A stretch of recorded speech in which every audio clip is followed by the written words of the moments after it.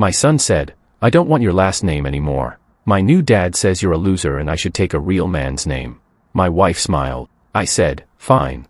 A week later, the family lawyer called. "Ma'am, do you realize what you just let him sign away? I've been paying $300 a month in child support for 3 years. Every month like clockwork while my ex and her new husband posted vacation photos from Cancun and bought my son the latest gaming console. Meanwhile, I was eating ramen in my studio apartment, working overtime to cover the payments and my own rent." The disrespect started small. My son began calling me by my first name instead of dad. Then came the stories about how his stepdad was teaching him to be a real man, how to fix cars, throw a football, stand up for himself. Things I tried to teach him before the divorce before his mother poisoned him against me. When he showed up to our weekend visit wearing a jersey with his stepdad's last name on it, I knew things had shifted. He barely looked at me during dinner, texting the whole time. When I asked about school, he shrugged. When I suggested we go hiking like we used to, he said his real dad already took him last weekend. That's when he said it. Standing in my doorway, refusing to come inside. "I want to change my name, drop yours and take his. You're a loser who can't even afford a real house." My ex stood behind him, arms crossed, that familiar smirk on her face. The same expression she wore when the judge awarded her primary custody and set my support payments. She was already planning her next vacation. I could tell her designer purse, the one I'd essentially paid for, hung on her shoulder like a trophy. "He's old enough to make his own choices," she said. "You could fight it, but that'll just make him hate you more. Besides, we both know you can't afford another court battle." I looked at my son, 13 years old, already taller than his mother, wearing shoes that cost more than my weekly grocery budget. Shoes I'd paid for technically through that monthly check. "Fine," I said. "If that's what you want." I called my lawyer the next morning. He asked, "You're sure about this? Once you sign, there's no going back. This terminates everything." "I'm sure." "Draw up the papers, the name change, the adoption paperwork, all of it." I signed everything without reading the fine print. My ex was thrilled, texting me about how mature I was being, how this was best for everyone, how her husband was already planning to take my son fishing that weekend to celebrate becoming a real family. 7 days later, my phone rang. I was at my second job stocking shelves at a warehouse when my ex's lawyer called her. I found out about it later, but I'll never forget the moment she called me, voice shaking with panic. "What did you do?" "I gave you exactly what you wanted," I said calmly. "The paperwork's all filed. Adoption finalized. The child support terminates upon legal adoption by the stepparent. It's standard law. Your lawyer should have caught that before pushing this through." Silence. "Your husband wanted to be his real dad and now he is. Congratulations. That's $3,200 a month. He'll be responsible for now. Plus the college fund I was contributing to, the insurance, medical expenses, all of it. Every single obligation transfers to the adoptive parent." "You can't." "I already did. Judge signed off this morning. It's done." I heard shouting in the background. Her husband's voice getting louder, angrier. "We can't afford. Should have thought about that before teaching my son I was worthless. Or should I say your husband's son now?" Legally speaking, the call ended. I went back to stocking shelves, but I wasn't working that job anymore out of necessity. That night, my phone exploded with messages. My son suddenly remembering my name, begging me to undo it. My ex alternating between threats and pleading. Her lawyer trying to find loopholes that didn't exist. But the beautiful thing about the law, once an adoption is finalized, biological parents have no legal obligation. None. I blocked my ex's number. My son's too. If he wanted to talk, he could do it in person with respect. 3 months later, I got a letter, not from a lawyer, but from someone I wasn't expecting. The envelope was thick, cream-colored paper, expensive. My son's school logo embossed in the corner. Inside was a handwritten letter from the headmaster. "Dear Mr. Patterson, I'm writing regarding your son's tuition account. As you may know, the annual fee is $42,000, traditionally split between custodial guardians. However, we've encountered an unusual situation. The account previously showed you as the primary financial contact. Following the recent adoption proceedings, we reached out to Mr. and Mrs. Whitmore, formerly your ex-wife, to update our records. When we mentioned the upcoming semester payment, there seemed to be significant confusion. Mrs. Whitmore insists you remain financially responsible despite the legal changes. Mr. Whitmore became quite agitated during our phone conversation, suggesting we work something out regarding the fees. Our legal counsel has reviewed the situation. Given that Mr. Whitmore is now the legal parent, all financial obligations transfer to him. The school requires payment by August 15th or will be forced to withdraw enrollment. I thought you should be aware of the situation. Regards, Headmaster Richardson. I set the letter down and started laughing.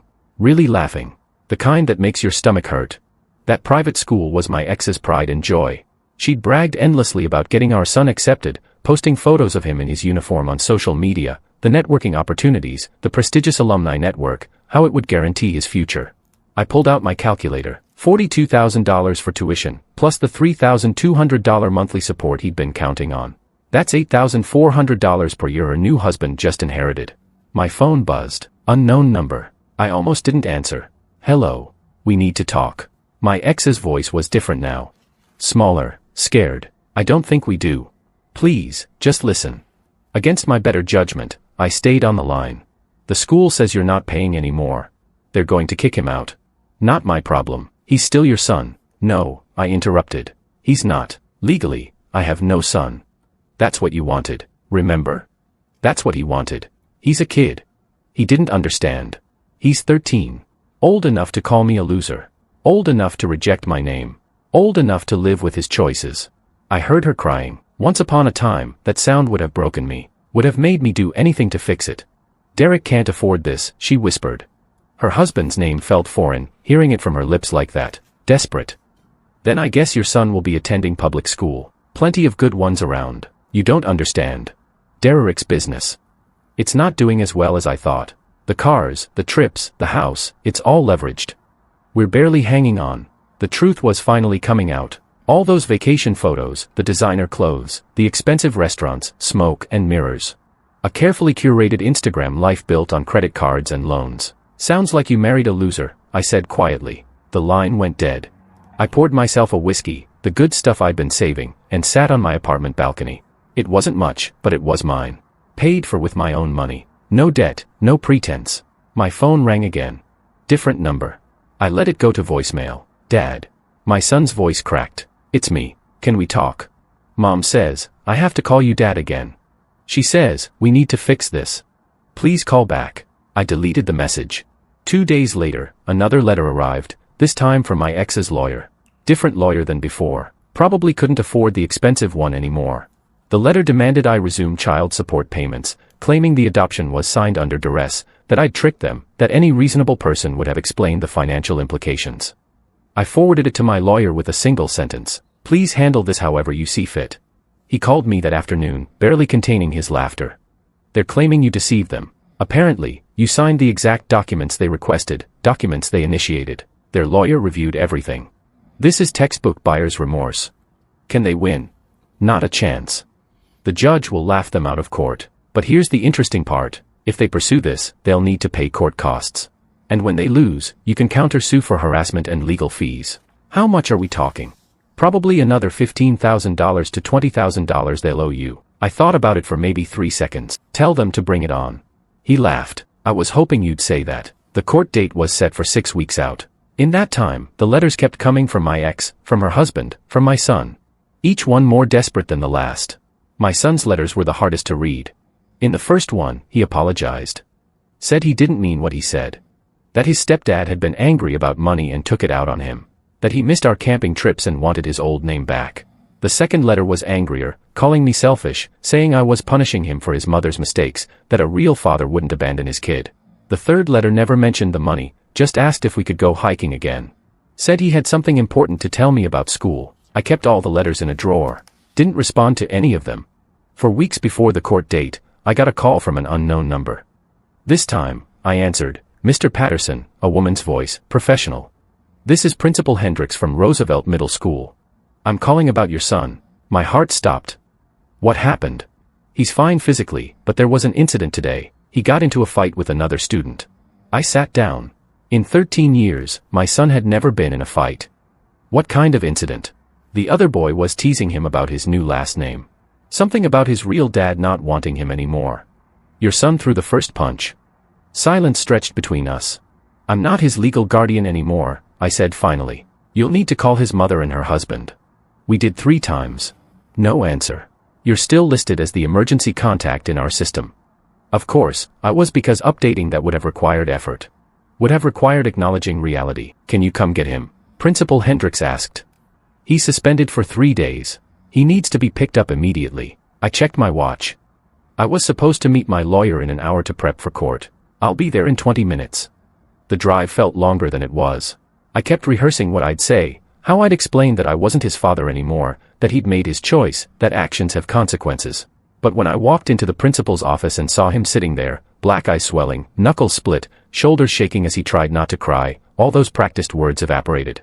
He looked up, saw me, his face crumpled. "You came." I nodded, unable to speak. Principal Hendricks explained the situation. The other kid had been relentless. Apparently, had been taunting my son for weeks about the name change, about how his real dad gave him away.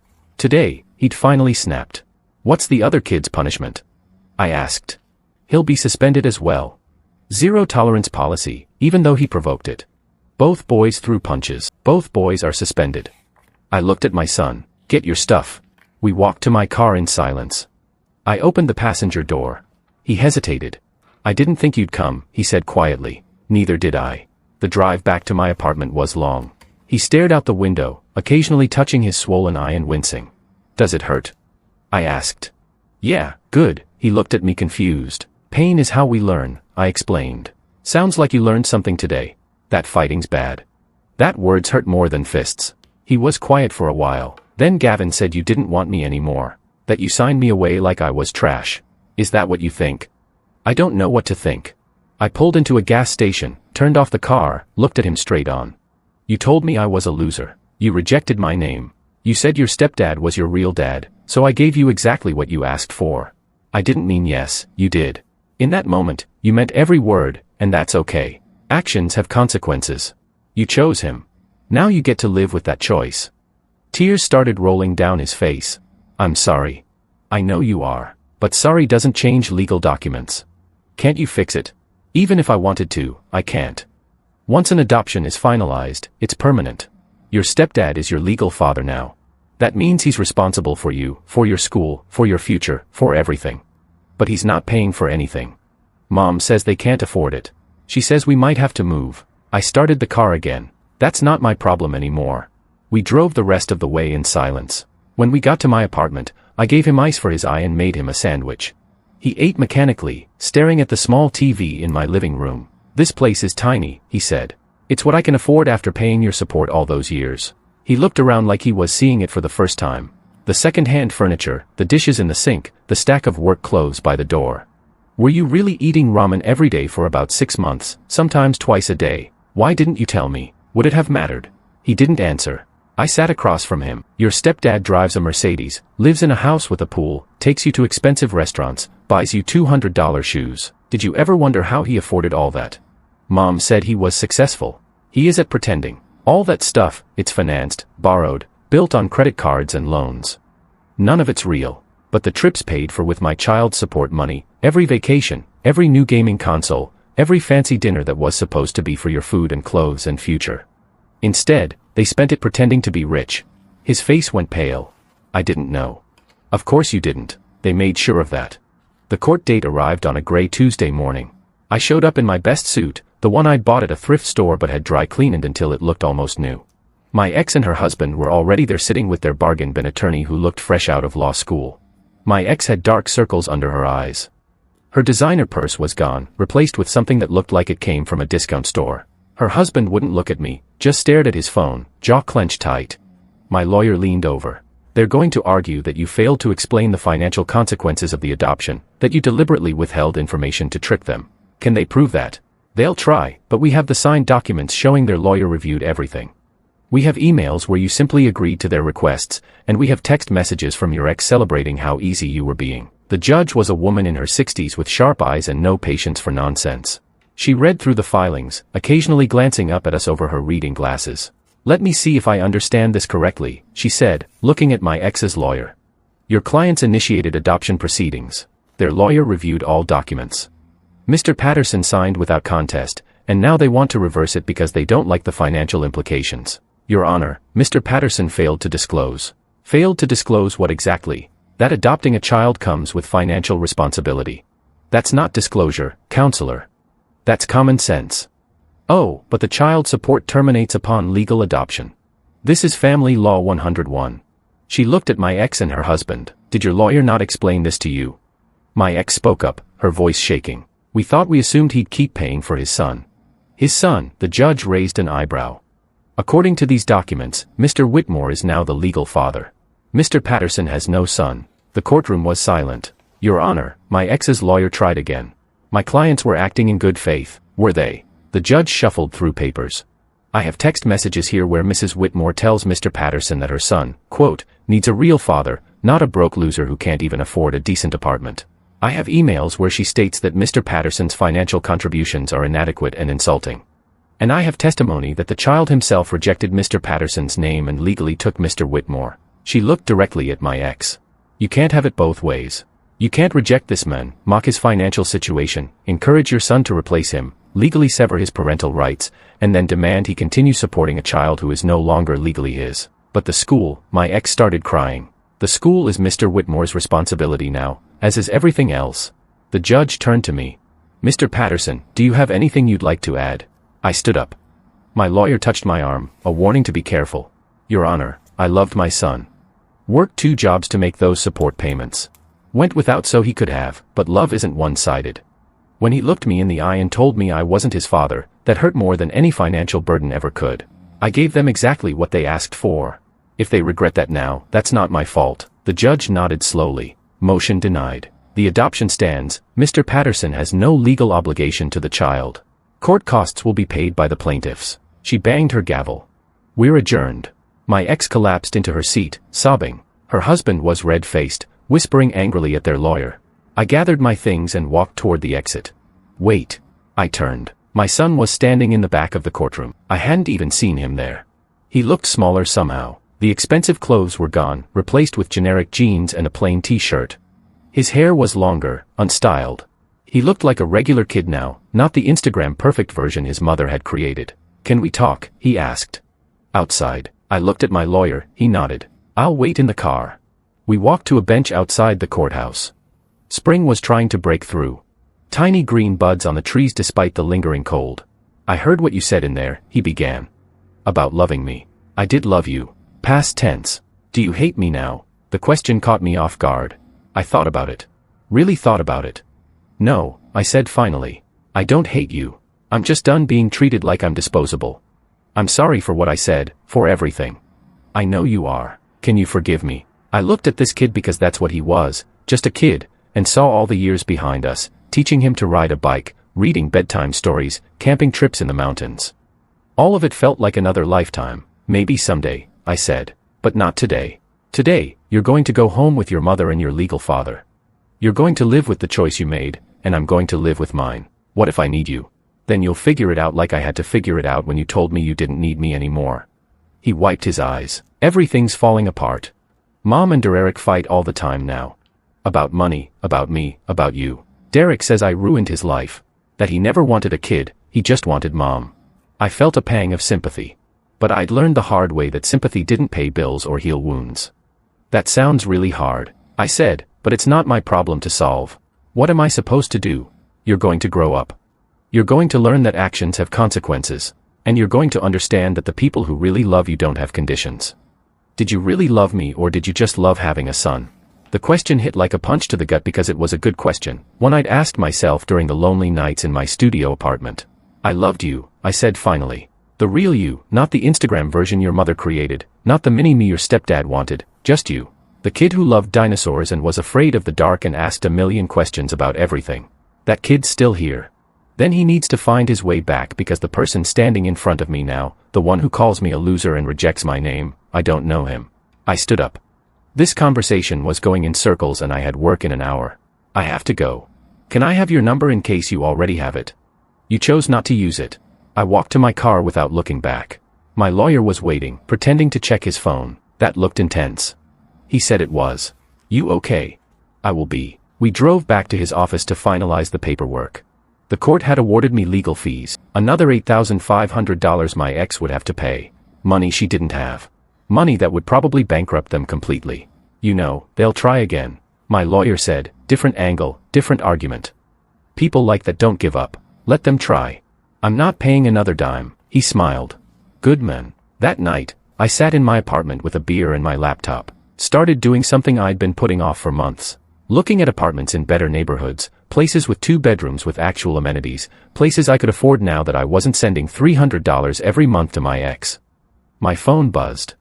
A text from an unknown number. This is Derek. We need to talk, Mantoman. I almost blocked it, but curiosity got the better of me. Talk. You're destroying a kid's life out of spite. I'm living my own life. You chose to be his father. Now be one. I can't afford this. The school, the insurance, everything.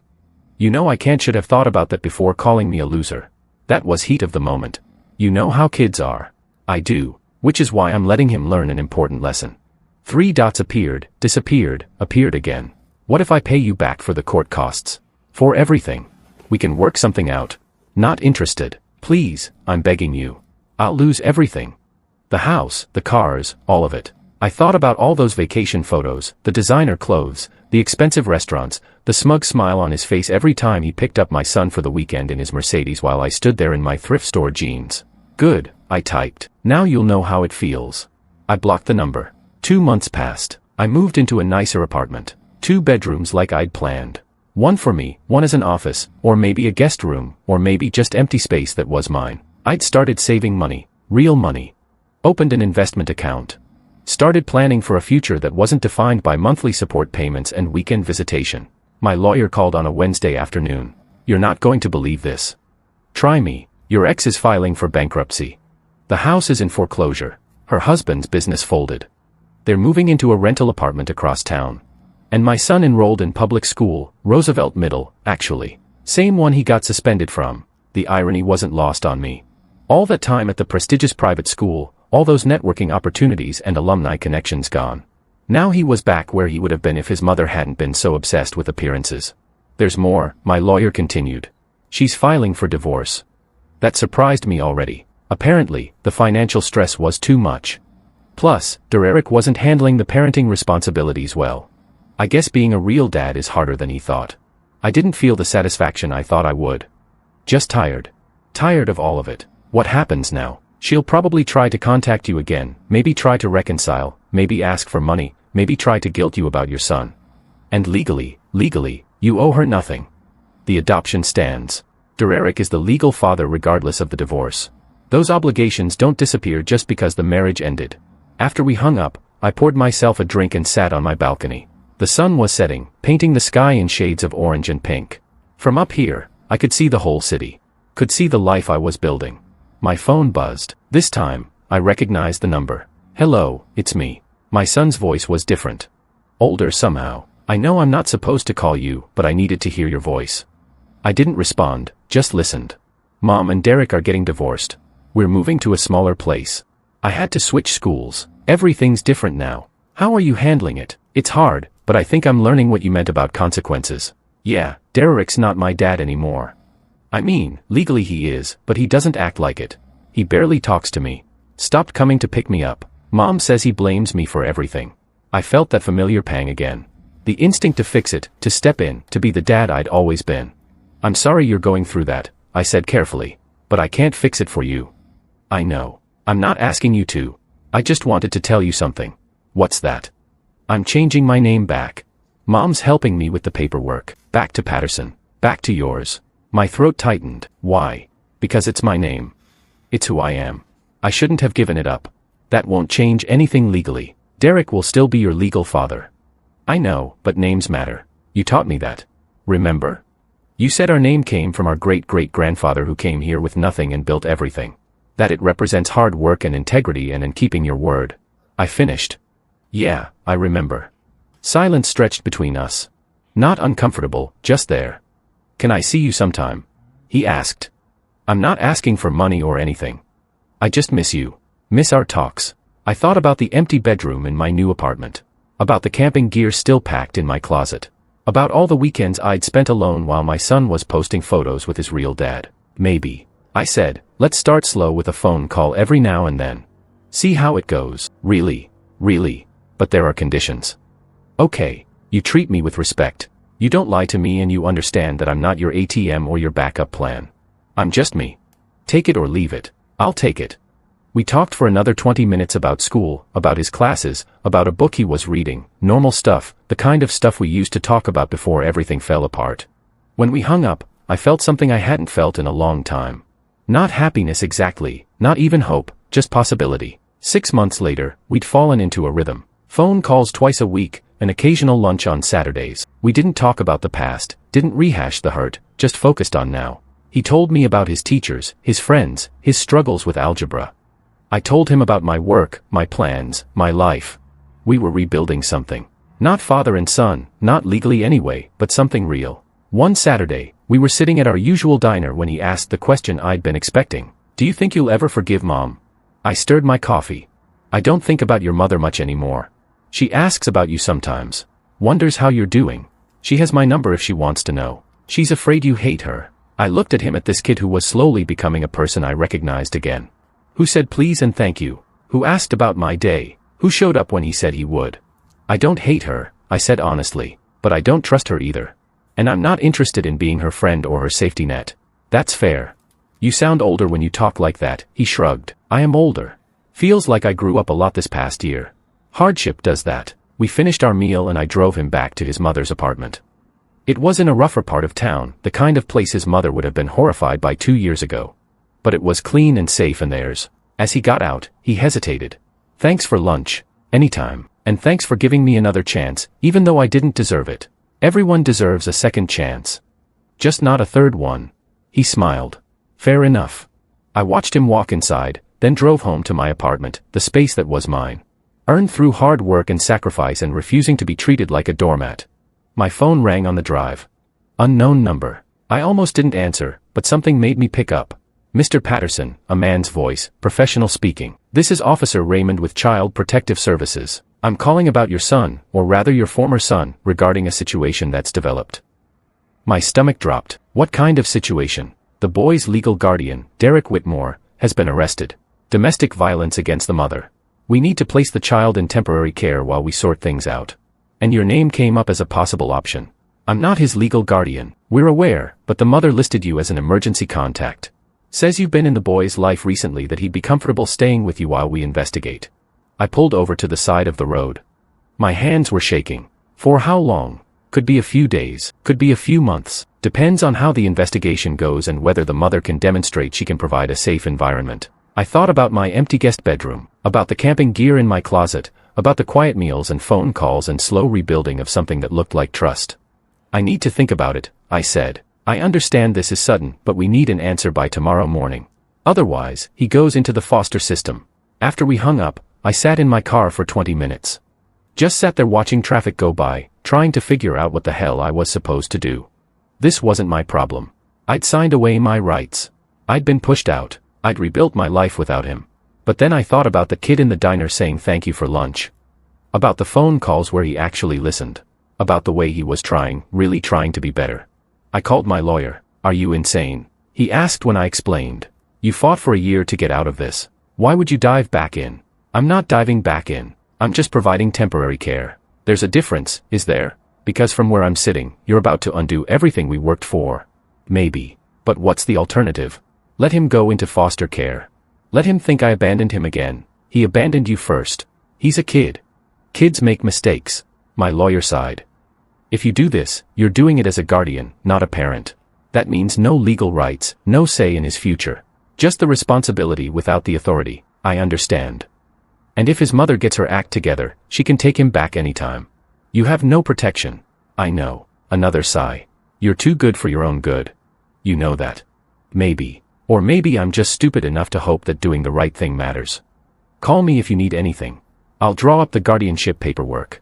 The next morning, I picked my son up from the CPS office. He had a backpack and a scared look on his face. You came, he said, relief flooding his expression. Yeah, I came. I didn't think you would. After everything, we got in my car. This is temporary, you understand that. I understand. There are rules. My house, my rules. You go to school, you do your homework, you treat me with respect. Got it. Got it. And when your mother gets things sorted out, you go back to her. This isn't permanent. I know, but something in his face told me he didn't believe that he was hoping for something more. We drove to my apartment in silence. When we got there, I showed him the guest room. This is yours while you're here. There's a desk for homework. Wi-Fi password is on the fridge. Dinner's at 6 o'clock. Breakfast at 7 o'clock before school. He looked around the small room at the plain walls and simple furniture. Nothing like the designer bedroom he'd had at his stepdad's house. Nothing like the Instagram perfect life his mother had tried to create. It's nice, he said quietly. Thank you. That first night was awkward. We ate dinner together. Spaghetti because it was easy, and made small talk about school. After dishes, he went to his room to do homework while I watched TV. Around 9 o'clock, he came out. Can I ask you something? Sure. Why did you agree to this? You don't have to. You don't owe me anything. I thought about how to answer about all the complex emotions swirling in my chest. You're right, I don't owe you anything. But you're also just a kid who got caught in the middle of adult mistakes. And maybe I'm not your legal father, but that doesn't mean I can't be someone who shows up when it matters. He nodded slowly. I'm going to do better this time. I promise I won't mess this up. Just be yourself. That's all I ask. 3 weeks turned into 3 months. His mother was in court-mandated therapy. Derek was in jail. The investigation was taking longer than expected. And somewhere along the way, we fell into a routine that felt almost normal. Breakfast together before school, me helping with homework, weekend trips to the hardware store or the bookstore, or just driving around talking about nothing important. He started calling me Dad again. Not in a legal sense, just casually, like it was the most natural thing in the world. Hey Dad, can you help me with this math problem? Dad, what's for dinner? Thanks for taking me to the game, Dad. Each time it got a little easier to hear, a little less painful. One Saturday afternoon, we were hiking like we used to do years ago. The trail was steep and we were both out of breath when we reached the summit. This is the same place we came before, he said when I was little.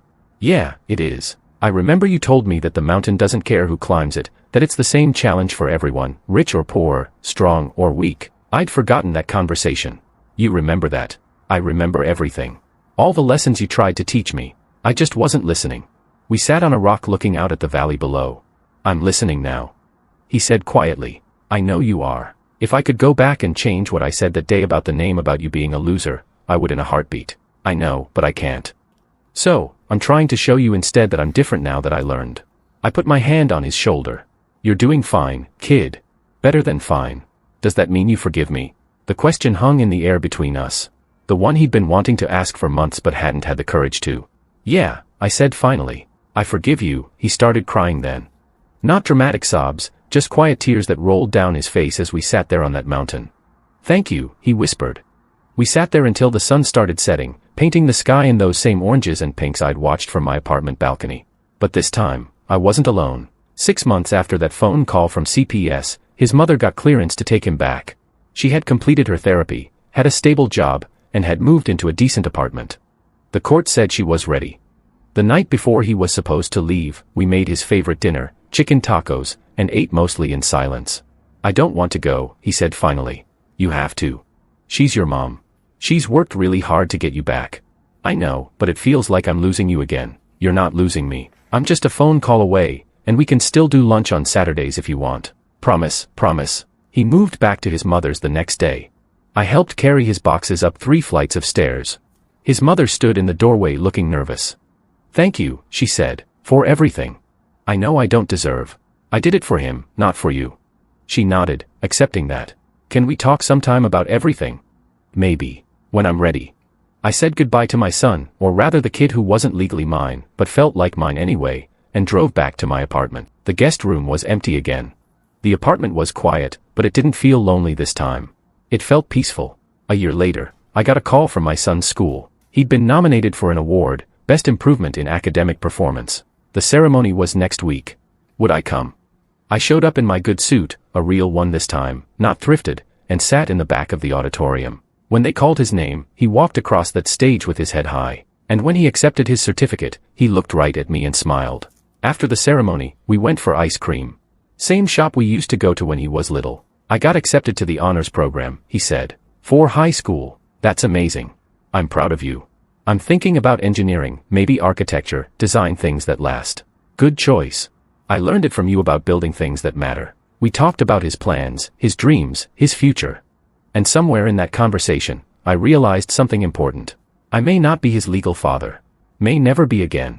But I was the man who showed up, who taught him about consequences and second chances, who proved that love doesn't require a legal document or a last name. Sometimes it just requires showing up even when it's hard. Even when you've been hurt. Even when every logical part of your brain says to walk away. My phone buzzed as we were leaving the ice cream shop. A text from an unknown number. This is your ex-wife. I know we haven't talked much, but I wanted you to know something. You saved him when I couldn't. When Derek wouldn't. You showed up and saved him. I'll never be able to repay that. I stared at the message for a long moment, then typed back. You don't need to repay anything. We're good because we were not in the way we'd started. As husband and wife, as a family, but in a new way. As two people who made mistakes and learned from them. And as I drove my son back to his mother's apartment that night, I realized something else. I didn't win because I walked away. I didn't win because I got out of child support or made them face consequences. I won because I chose to show up when it mattered, because I chose to be the bigger person, because I chose to love a kid even when he didn't deserve it, even when he'd hurt me. That's what real fathers do, not because a piece of paper says they have to, but because it's who they are.